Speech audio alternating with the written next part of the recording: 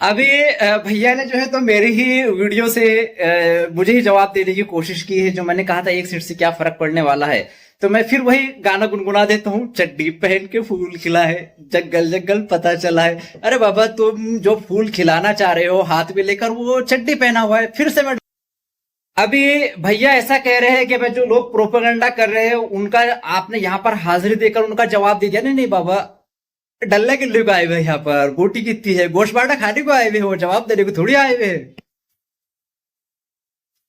भैया, खाने की दावत थी वो।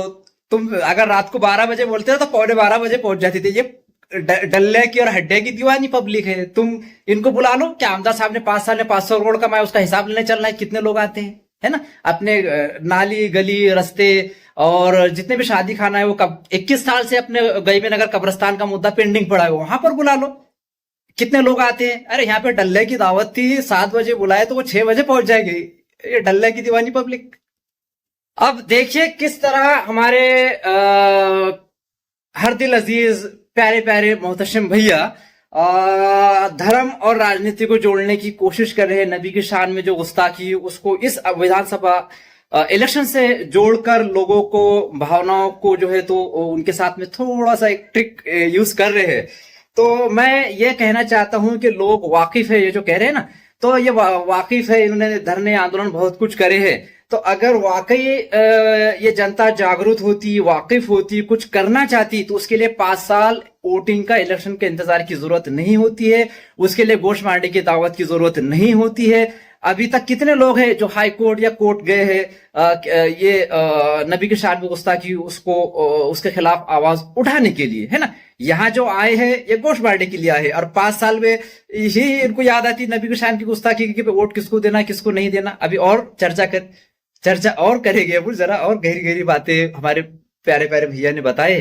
वाकिफ नहीं होते तो जो बहुत सारे लोग प्रोपेगेंडा कर रहे हैं, बहुत सारे लोग जो ये बोलने की कोशिश कर रहे हैं कि भारतीय जनता पार्टी के शासन में, शिंदे सरकार के शासन में मुसलमानों के साथ जो ज्यादतियां हो रही है, मुसलमानों के साथ जो उनकी दिल आजारियां की जा रही है नबी पाक सल्लल्लाहु अलैहि वसल्लम की शान में गुस्ताखी करके, तो कुछ लोग जो है तो वो उसके ताल्लुक से अब ये भी बोलने लग गए हैं कि ये वाकयात जो है तो ये मरकबुल मतदार संघ में नहीं हुआ, इसलिए कोई जरूरी नहीं है कि यहाँ पर कांग्रेस का साथ दिया।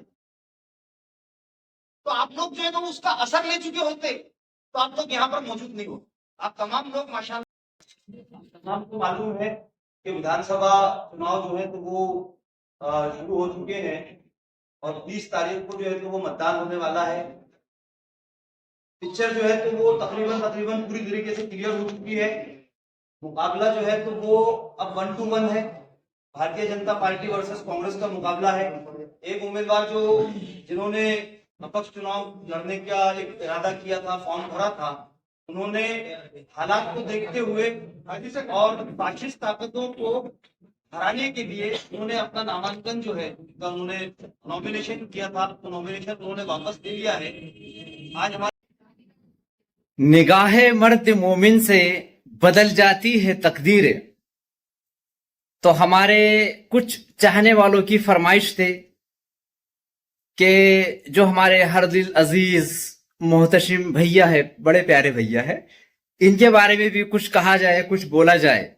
तो आज का ये एक वीडियो रिएक्शन वीडियो के तौर पे मैं बना रहा हूं, है ना। इससे पहले तो कभी इस तरह मैं नहीं बनाया, लेकिन भैया की तकरीर कल गोश्त मांडी की जो है तो वो मेरे तक पहुंची है, तो मैं साइड में प्ले कर देता हूं। अभी सुन सुनकर एक एक बात के ऊपर हम इन पे चर्चा करेंगे। हमारे बड़े प्यारे भैया है, तो प्यारे भैया की खिदमत में प्यारे प्यारे बोल वहीद खान के।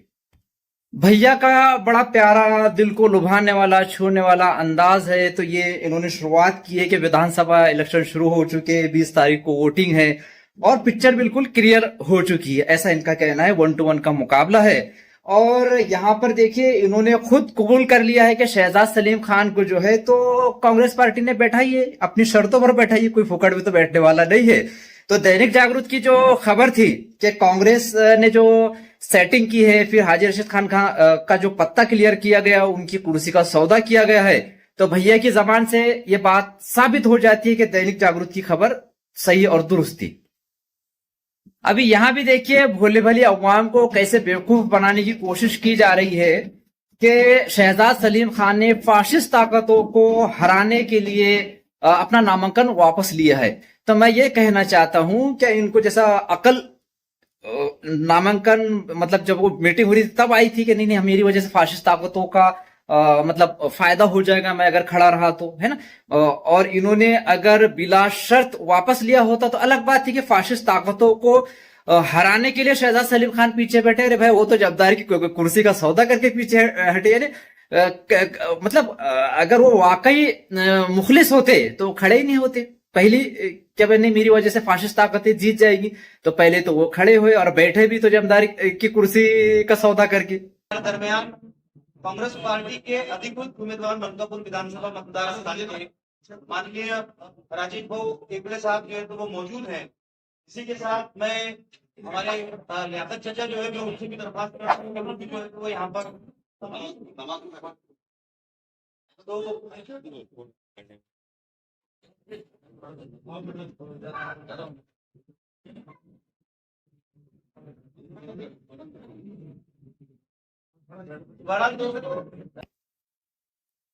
अभी देखिए इस प्रोग्राम में एक्चुअली मेरे पास ये वीडियो है और ये यहाँ सुन सुन के मैं अपना रिएक्शन दे रहा हूं। तो अभी आदरणीय आमदार साहब श्री आजेश रेकड़े साहब का ये स्वागत कर रही है, उनको हाल शॉल पहना रहे, जो भी है वेलकम कर रहे हैं। तो सवाल ये उठता है कि जब आमदार साहब पहली बार बीजेपी से कांग्रेस में आकर आमदार बने थे उस समय क्या इन्होंने मुस्लिम जो कार्यकर्ता है जिन्होंने तन मन धन लगाकर इनके लिए काम करके आमदार साहब को जिताया था उनका बुलाकर स्वागत किया था, उनका फूलहार किया था, उनके गले में चादरें डाली थी? अगर कुछ ऐसा वीडियो फोटो आपके पास 5 साल पुराना हो तो आप बराए मेहरबानी पब्लिक में शेयर करें कि आमदार साहब ने कितना शुक्रिया अदा किया था, है ना। ये जो शुक्रिया उनको वेलकम कर रहे थे, क्या इन्होंने भी कार्यकर्ता का 5 साल पहले वेलकम किया था? फोटो वीडियो वायरल करें। आप लोगों की यहाँ पर मौजूदगी जो है तो वो मुझे खामोश कर रही है। बात वहां की जाती है, समझाया वहां जाता है कि जहां पर समझाने की जरूरत है। आप तमाम लोग यहाँ पर शहर में से यहाँ पर तशरीफ लाए, यानी आप लोगों को समझाने की जरूरत मुझे महसूस नहीं हुई। हालात से इसका मतलब ये है कि जो हमारे स्टेट में जो राज्य के अंदर जो हालात है ये हालात से आप तमाम लोग जो है तो बखूबी वाकिफ। अगर आप अभी भैया यहाँ जो लोग आए हैं उनसे खुश हो रहे हैं और उनकी तारीफ में जुमले बयान कर रहे हैं कि भाई आप आगे आप जागरूक हो। अरे वो गोश्त बांटने के वास्ते आए, वो गोश्त बांटने की दावत नहीं रहती तो आते थे क्या भैया? इतनी बात समझ में नहीं आती। वो 4 डल्ला प्लेट में 5 डल्ला उसके वास्ते आए। वो आमदार ने 500 करोड़ कमाएगा, 400 करोड़ कमाया, उसका हिसाब लेने वाले के लिए थोड़ी आए हो। अब देखिए किस तरह हमारे हर दिल अजीज प्यारे प्यारे मोहतशम भैया धर्म और राजनीति को जोड़ने की कोशिश कर रहे हैं। नबी की शान में जो गुस्ताखी उसको इस विधानसभा इलेक्शन से जोड़कर लोगों को भावनाओं को जो है तो उनके साथ में थोड़ा सा एक ट्रिक यूज कर रहे हैं। तो मैं ये कहना चाहता हूं कि लोग वाकिफ है, ये जो कह रहे हैं ना, तो ये वाकिफ है, इन्होंने धरने आंदोलन बहुत कुछ करे हैं। तो अगर वाकई ये जनता जागरूक होती, वाकिफ होती, कुछ करना चाहती तो उसके लिए 5 साल वोटिंग का इलेक्शन के इंतजार की जरूरत नहीं होती है, उसके लिए गोश्त बांटने की दावत की जरूरत नहीं होती है। अभी तक कितने लोग हैं जो हाई कोर्ट या कोर्ट गए हैं ये नबी की शान में गुस्ताखी उसको उसके खिलाफ आवाज उठाने के लिए, है ना। यहाँ जो आए हैं ये गोश्त बांटने के लिए आए हैं और 5 साल में ही इनको याद आती नबी की शान की गुस्ताखी की वोट किसको देना किसको नहीं देना। अभी और चर्चा और करेंगे, अब जरा और गहरी गहरी बातें हमारे प्यारे प्यारे भैया ने बताए। समझदार है, इसलिए आप लोग यहाँ पर मौजूद। दिशाभूल करने की कोशिश की जा रही है। आप लोग पिछले 8-10 दिनों का अगर मुहासिबा करें, हालात का जायजा लें, तो आपको ये समझ में आएगा कि कुछ ऐसे हमारे भाई भी हैं कि जो पता नहीं किस मिट्टी से बने हैं बेचारे, कि उनको ऊपर जो है तो वो इन हालात का कुछ भी असर नहीं। कोई कहता है कि हुजूर की शान में गुस्ताखी जो है तो वो औरंगाबाद में की गई, उसका यहाँ से क्या लेना देना। कोई कहता है कि नीतीश राणे ने अगर मुसलमानों को मस्जिद में घुस करके मारने की बात कही है, उससे यहाँ का क्या लेना देना। कोई कहता है अब भैया जो है ये बताना चाह रहे हैं कि भाई कुछ लोग ऐसा कह रहे हैं कि भाई फला जगह शान में गुस्ताखी हुई, फला जगह किसी ने कुछ धमकी दी है, मलकापुर नादौर मतदार संघ में नहीं हुआ है। तो सबसे पहला सवाल तो मैं ये पूछना चाहता हूं कि हमारे जो आपके प्यारे आमदार साहिब है, तो उन्होंने नबी की शान में जब गुस्ताखी हुई थी उस समय क्या रिएक्शन दिया था? कोई निवेदन देने वो साथ में आए थे क्या? कोई उन्होंने ट्वीट या बयान जारी किया था क्या? असेंबली में या जहां भी वो आवाज उठा सकते थे कोई आवाज उठाया था क्या? उन्होंने अपने लेटर हेड पर कोई 2 लाइन का पत्र सरकार को लिखा था क्या? है ना। और दूसरी चीज है तो ये वो जो है ना, जंगल जंगल पता चला है, चड्डी पहन के फूल खिला है, तो अभी अभी भी मैं इनको लेटेस्ट इनके पास में जो आरएसएस का संघ का जो पत्र आता है ना उसका मैं स्क्रीन पर लगा देता हूं। तो ये जनाब तो अभी भी आरएसएस के प्रचारक है, हर साल जो है तो आरएसएस के बर्थडे मनाते हैं, है ना, चड्डी पहन के फूल खिला है। वाह भैया वाह। अब यहाँ भैया लोगों को समझदार बताते हुए समझदार लोगों को समझा रहे हैं ना, समझदार लोगों को समझाया ले जाता है। खैर कोई बात नहीं, भैया की अपनी समझदारी, वो उनको समझा रहे हैं कि भाई आप लोगों को दिशा भूल किया जा रहा है। अबे समझदारों को दिशा भूल नहीं किया जा सकता। तो कुछ लोग ऐसी बातें कर रहे हैं, कुछ लोग वैसी बातें कर रहे हैं। वो काफी इन्होंने मुद्दे यहाँ उठाए, हर मुद्दे का मैं जवाब देने वाला हूं।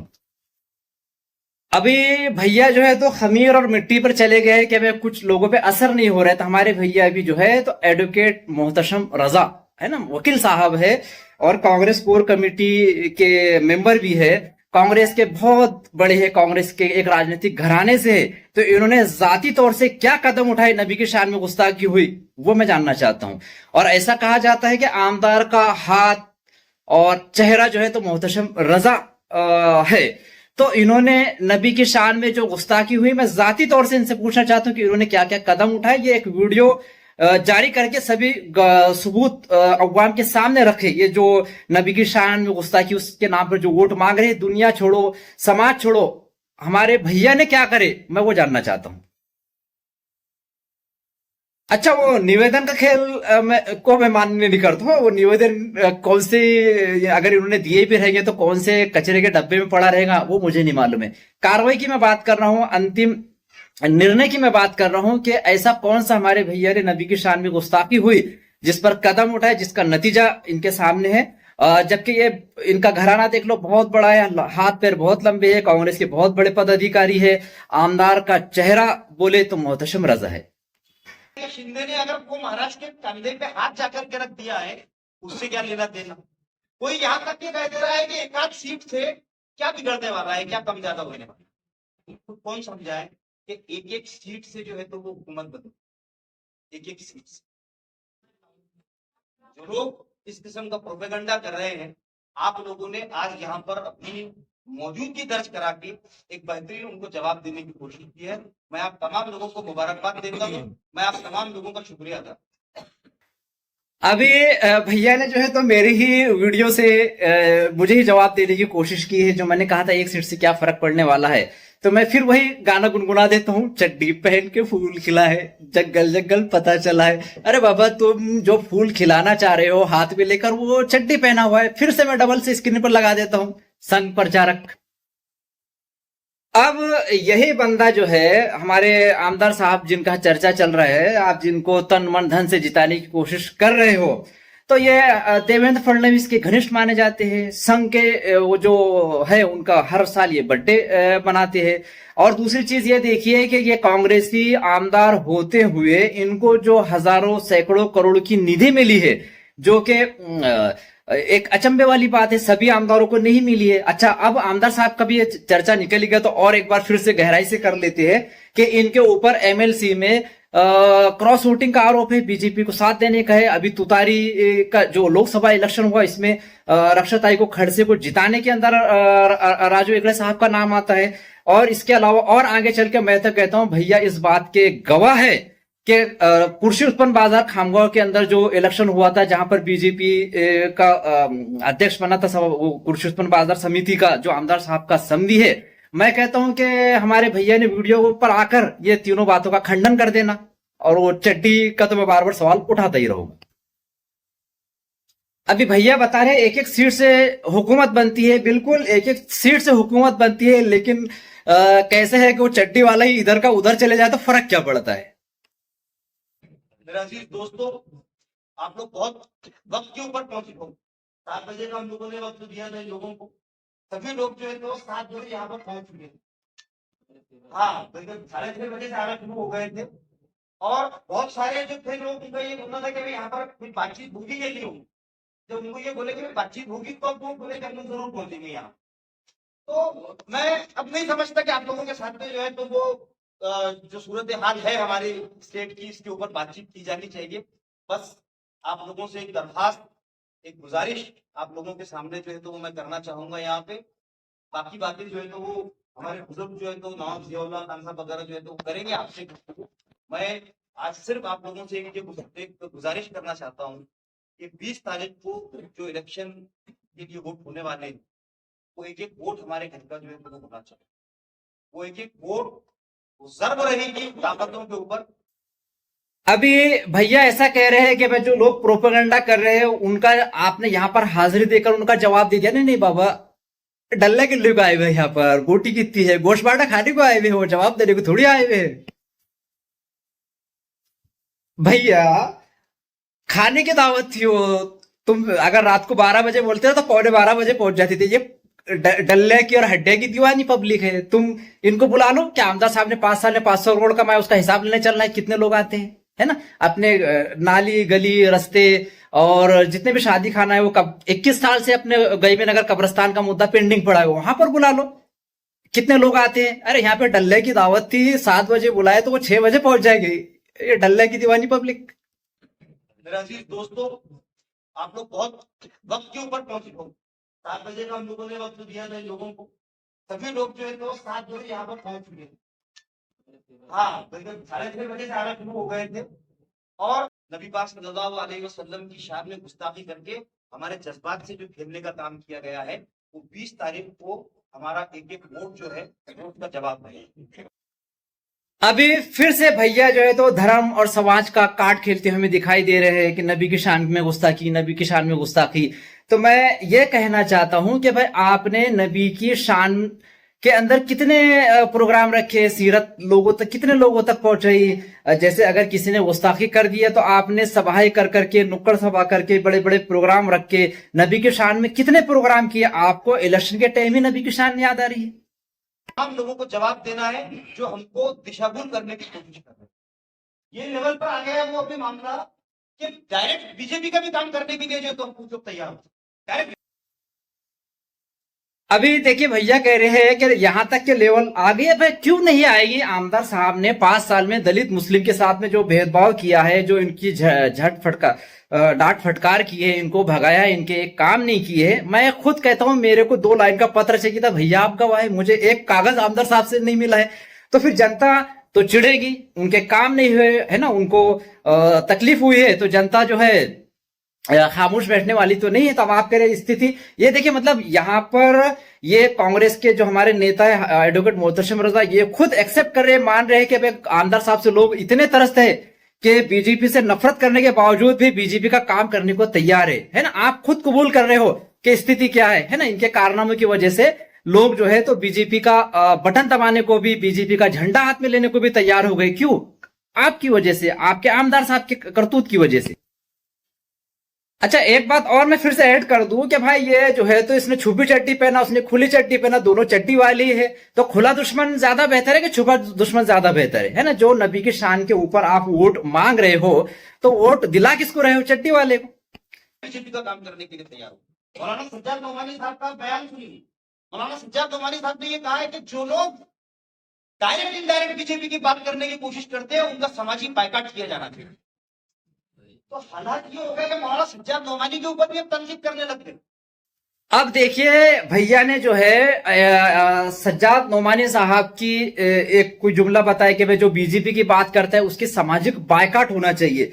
तो मैं भैया को याद दिलाना चाहता हूं कि आप भी एडवोकेट है, हम भारत में रह रहे, यहाँ का संविधान है और संविधान हर नागरिक को आजादी देता है, स्वतंत्र देता है, लाइफ लिबर्टी, कि वो अपनी धर्म और अपनी अपनी क्या कहते हैं, अपनी पसंद के जो है अपने विचार, अपने ख्याल रख सके। तो कोई अगर बीजेपी की विचारधारा से सहमत है, तुम उसके बायकाट की बात कर रहे हो, मतलब आप संविधान पर निशाना साध रहे हो। संविधान लेकर जो आप उठते हो, चलते हो, संविधान जो डॉक्टर बाबा साहब ने हमको दिया है उसकी बात करते हो, और आप ये कह रहे हो कि जो बीजेपी का समर्थन करे उसका बायकाट करना चाहिए। मतलब आप संविधान ने जो आजादी दी है, तो संविधान के ऊपर आप चोट कर रहे हो।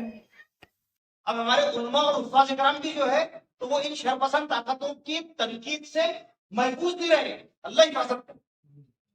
ये हालात हो गए हैं कि उलमा के ऊपर भी जो है तो वो बेतुके कमेंट किए जा रहे हैं कि इन्होंने सियासत में आ जाना चाहिए। मैं कहता हूं कि उन्होंने सियासत में आ जाना चाहिए और हम लोगों ने घर में बैठ जाना चाहिए।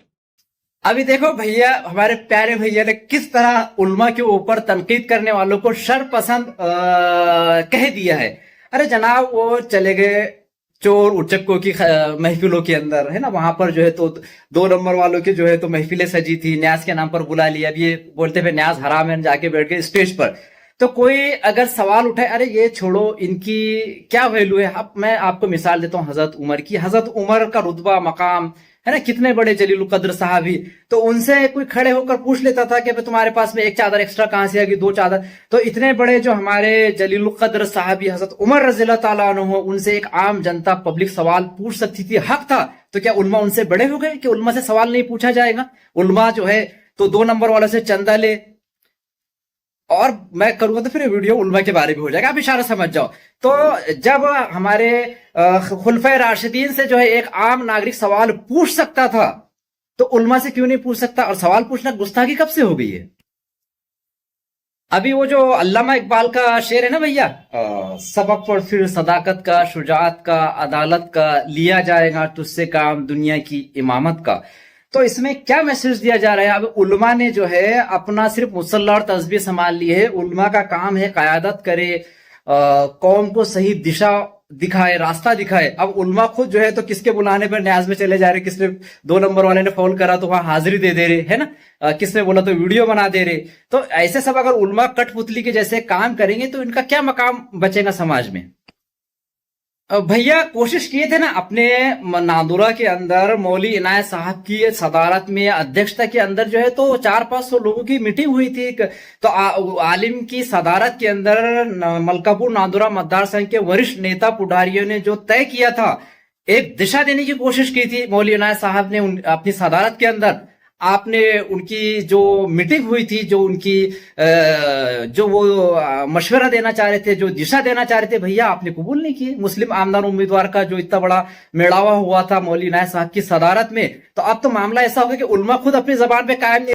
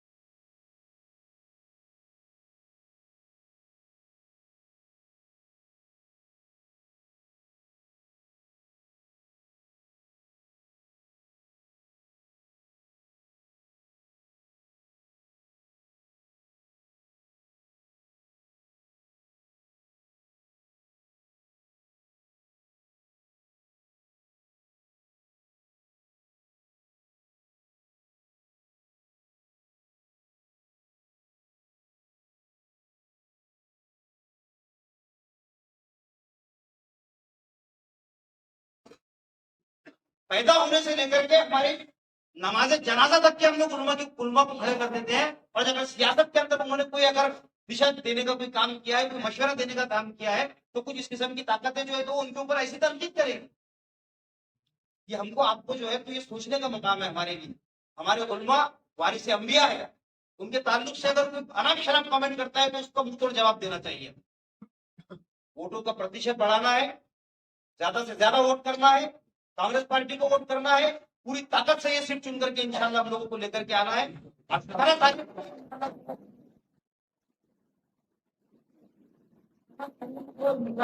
इंशाल्लाह शहर में रैली जो है तो वो होने जा रही है, उसमें भी हमको जो है तो वो पूरी ताकत से इंशाल्लाह शरीक होकर के हमारे भी उसके अंदर जो है तो वो हिस्सा लेना है। मैं इसके बाद जो है तो वो नवाब जियाउल्लाह खान साहब से गुजारिश करता हूँ कि नवाब जियाउल्लाह खान साहब